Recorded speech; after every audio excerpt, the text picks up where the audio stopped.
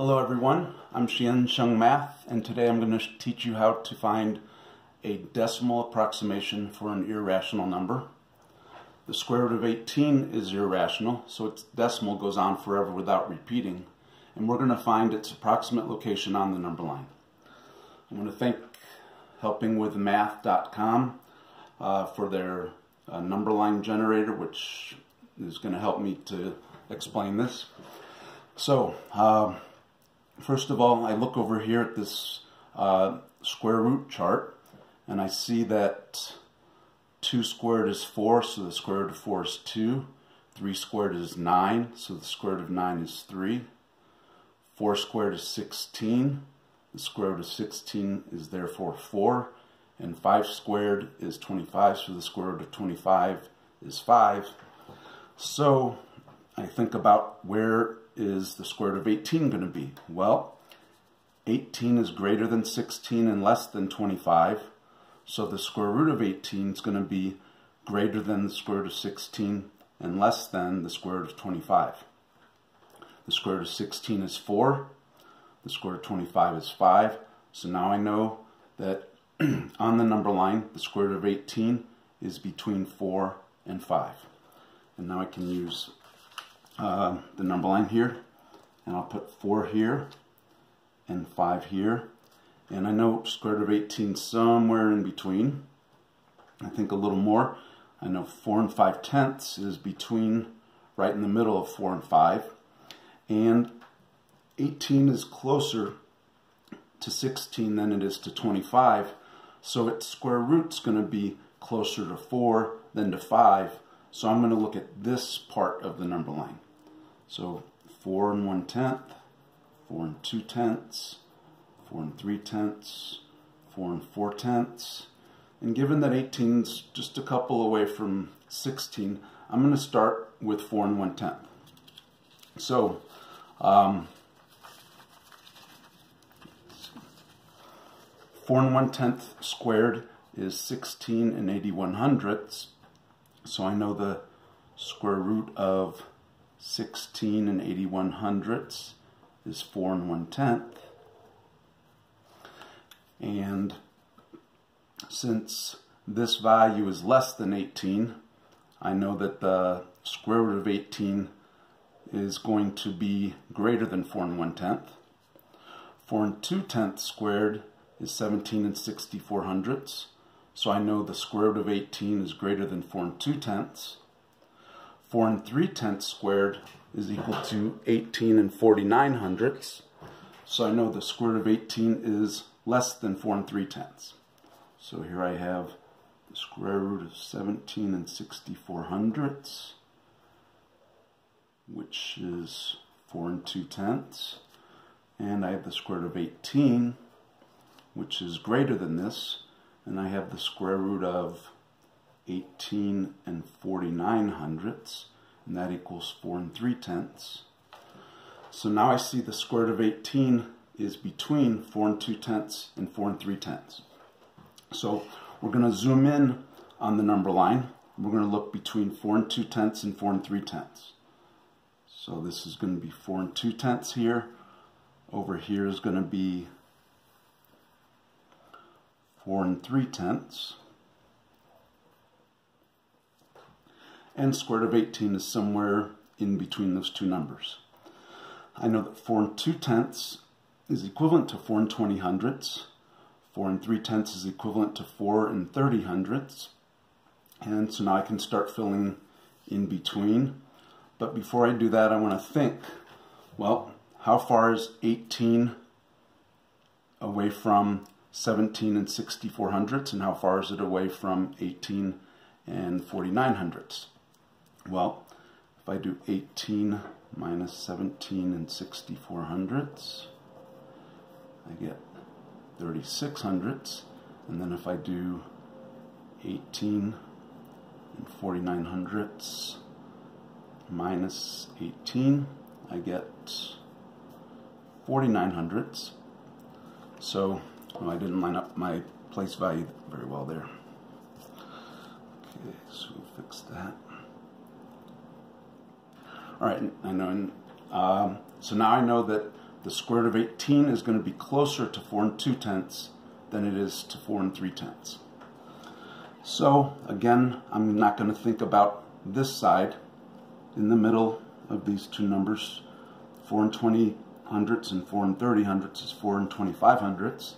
So I'm going to think on this side of the number line because I know that this number is closer to 18 than 18 49/100 is. Alright, so 4 20/100, 4 21/100, 4 22/100, 4 23/100, 4 24/100, and let's see, I'm going to guess somewhere in there to start.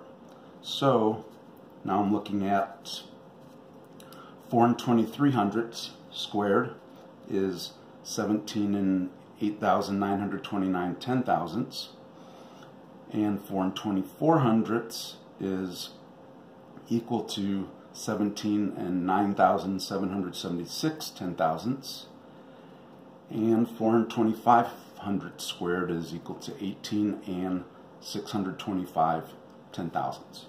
So now I know that well, the square root of 17 9,776 10,000ths is equal to 4 24/100, and the square root of 18 625 10,000ths is 4 25/100. So I know the square root of 18 then is greater than this and less than this, so it's in between those two numbers. So now I'm going to expand the number line between these two numbers. So over here, we put 4 24/100. Over here, 4 25/100. And I know right in the middle of those, well, 4 24/100 is 4 240,000ths. 4 25/100 is equivalent to 4 250,000ths. So right in the middle of those two is 4 245,000ths. And, well, is the square root of 18 to the left of this or to the right? So now I think about how far are each of these values from 18. Okay, so if I subtract this value from 18, I get, let's see, 6 plus 4 is 10. So I add the 1, that's 8. 8 plus 2 is 10. Add the 1. 8 plus 2 is 10. And then this is going to be a 10 when I add the 1. So this is 224,000 10,000ths away from 18. And this one's pretty easy to do just looking at it. This is 625 10,000ths away from 18. So I see the square root of 18 is closer to 4 24/100. So I'm going to look on this side of the middle and not worry about this side. So let's see. This number here would be 4 241,000ths. This is 4 242,000ths. This is 4 243,000ths. 4 244,000ths. Okay, so I'm going to try somewhere in here. So let's see what I got. 4 241,000ths squared is 17 what is this number? Tenths, hundredths, thousandths, 10,000ths, 100,000ths, millionths. So this is 17 986,081 millionths. I know the square root of 18 must be greater than 4 21/100 then. 4 and 241 thousandths. So now I try scoring 4 and 242 thousandths, and we get 17 and 994,564 millionths. So the square root of 18 is greater than 4 and 242 thousandths. So now I try 4 and 243 thousandths squared, and we get 18 and 3,049 millionths.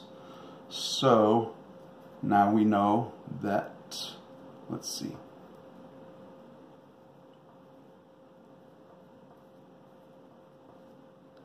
well, the square root of 18 is going to be greater than this, and the square root of this number is 4 and 242 thousandths, and square root of 18